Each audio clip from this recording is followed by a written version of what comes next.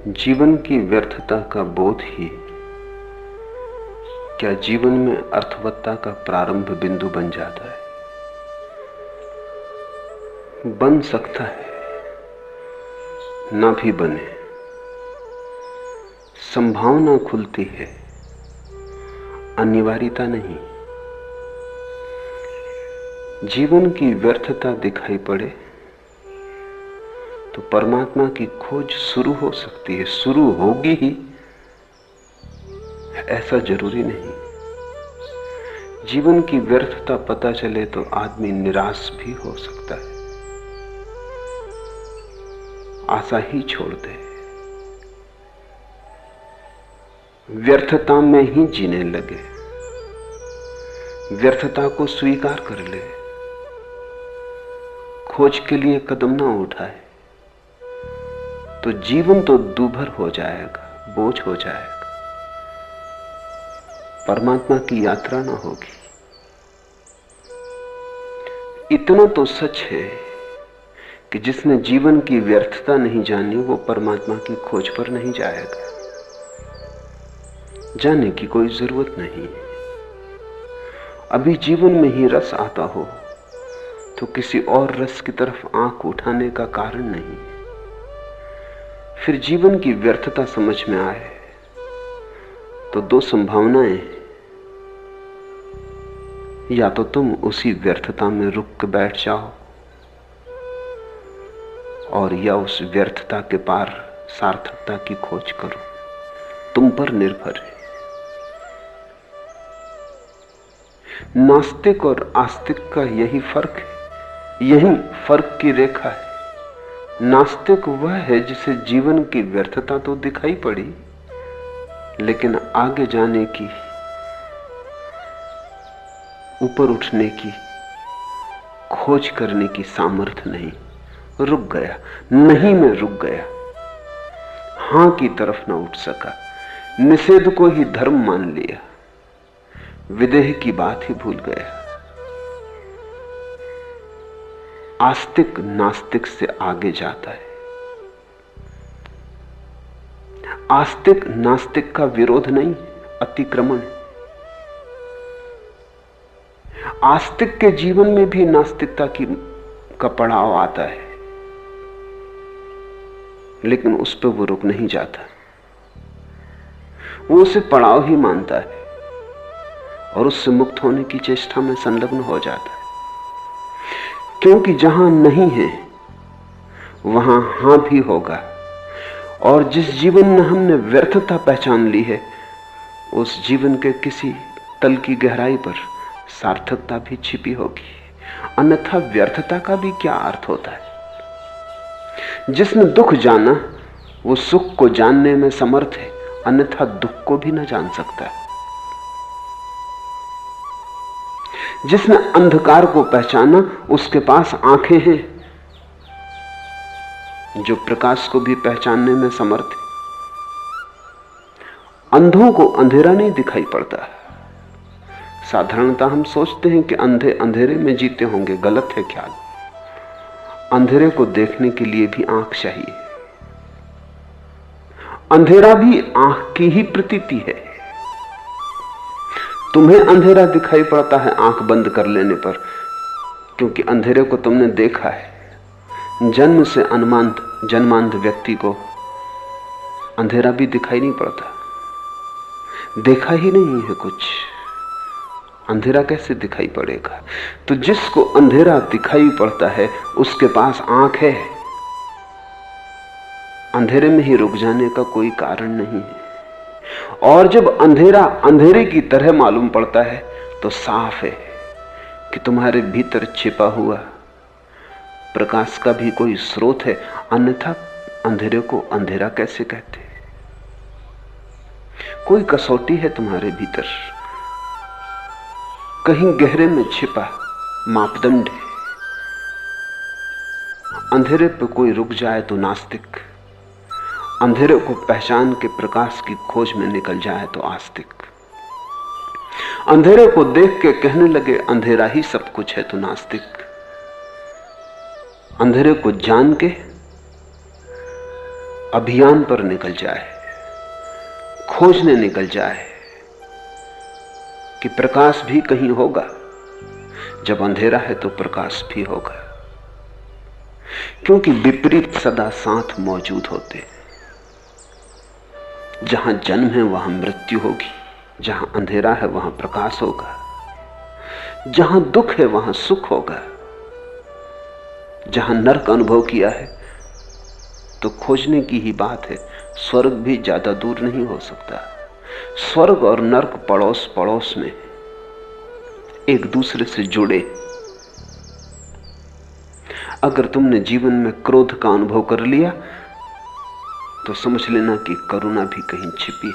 खोजने की बात है। तुमने पहली परत छू ली करुणा की, क्रोध पहली परत है करुणा की।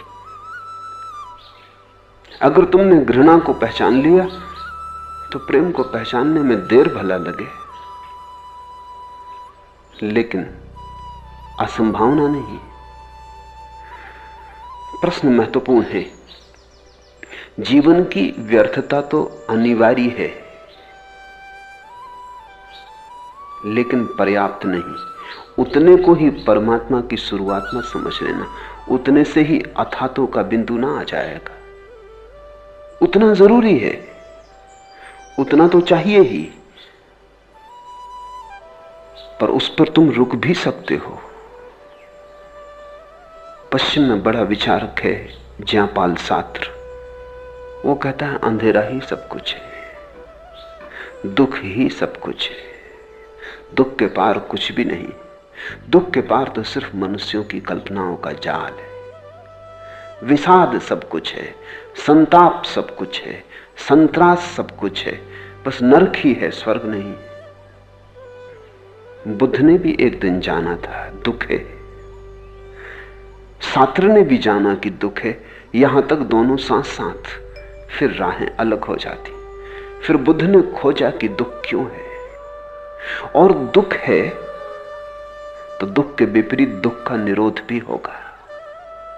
तो वे खोज पर गए, दुख का कारण खोजा, दुख मिटाने की विधियां खोजी, और एक दिन उस स्थिति को उपलब्ध हो गए जो दुख निरोध की है, आनंद की है। सात्र पहले कदम पर रुक गया, बुद्ध के साथ थोड़ी दूर चलता है, फिर ठहर जाता है। वो कहता आगे कोई मार्ग नहीं, बस यहीं सब समाप्त हो जाता है। तो जो रुक जाए जीवन की व्यर्थता पर वो नास्तिक। इसलिए नास्तिक को मैं आस्तिक जितना साहसी नहीं कहता। जल्दी रुक गया, पड़ाव को मुकाम समझ लिया, आगे जाना है और आगे जाना है। एक बड़ी पुरानी सूफी कथा है कि फकीर जंगल में बैठा था, वो रोज एक लकड़हारे को लकड़ियां काटते हुए ले जाते लाते देखता था। उसकी दीनता, उसके फटे कपड़े, उसकी हड्डियों से भरी देह, उसे दया आ गई। वो जब भी निकलता था लकड़हारा तो उसके चरण छू जाता था। एक दिन उसने कहा कि कल जब तू लकड़ी काटने जाए, आगे जा और आगे जा। लकड़हारा कुछ समझा नहीं, लेकिन फकीर ने कहा है तो कुछ मतलब होगा। ऐसे कभी ये फकीर बोलता ना था, पहली दफा बोला है आगे जा और आगे जा। तो जहां वो लकड़ियां काटता था जंगल में थोड़ा आगे गया, चकित हुआ, सुगंध से उसके नासापुट भर गए। चंदन के वृक्ष थे, वहां तक वो कभी गया ही ना था। उसने चंदन की लकड़ियां काटी, चंदन को बेचा, तो उस रात खुशी में रोया, दुख में भी खुशी में भी, कि अगर यही लकड़ियां आप तक काट के बेची होती तो करोड़पति हो गया होता। पर अब गरीबी मिट गई। दूसरे दिन जब चंदन की लकड़ी फिर काट रहा था तो उसे ख्याल आया कि फकीर ने ये नहीं कहा था कि चंदन की लकड़ी तक जा, उसने कहा था और आगे और आगे। तो उसने चंदन की लकड़ियां ना काटी और आगे गया तो देखा कि चांदी की एक खदान। फिर तो उसके हाथ में सूत्र लग गया। फिर और आगे गया तो सोने की खदान। फिर और आगे गया तो हीरों की खदान पर पहुंच गया, और आगे, जब तक कि हीरों की खदान ना आ जाए उसको ही हम परमात्मा कहते हैं। तुम लकड़हारों की तरह लकड़ियां ही बेच रहे हो, थोड़ी ही दूर आगे चंदन के वन है। तुम विचारों में ही उलझे हो, जहां लकड़ियां ही लकड़ियां हैं, बड़ी सस्ती उनकी कीमत है। थोड़े निर्विचार में चलो, चंदन के वन है, बड़ी सुगंध है वहां।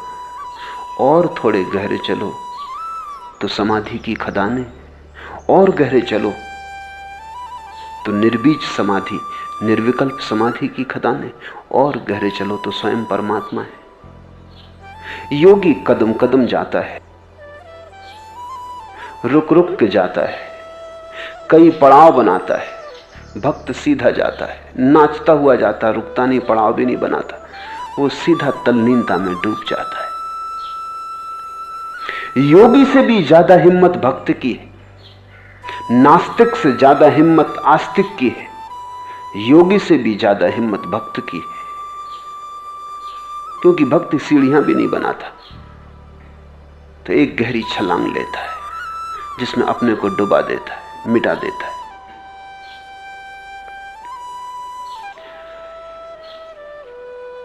इस अनुभव पर आना अत्यंत जरूरी है कि जीवन व्यर्थ है। अंधेरी रात, तूफाने तलातुम, ना खुदा गाफिल, यह आलम है तो फिर किस कश्ती, सरे मौजे रवां कब तक। अंधेरी रात, सब तरफ अंधेरा है, कुछ सूझता नहीं, हाथ को हाथ नहीं सूझता। तूफाने तलातुम, बड़ी आंधियां हैं, बड़े तूफान हैं, सब उखड़ा जाता है।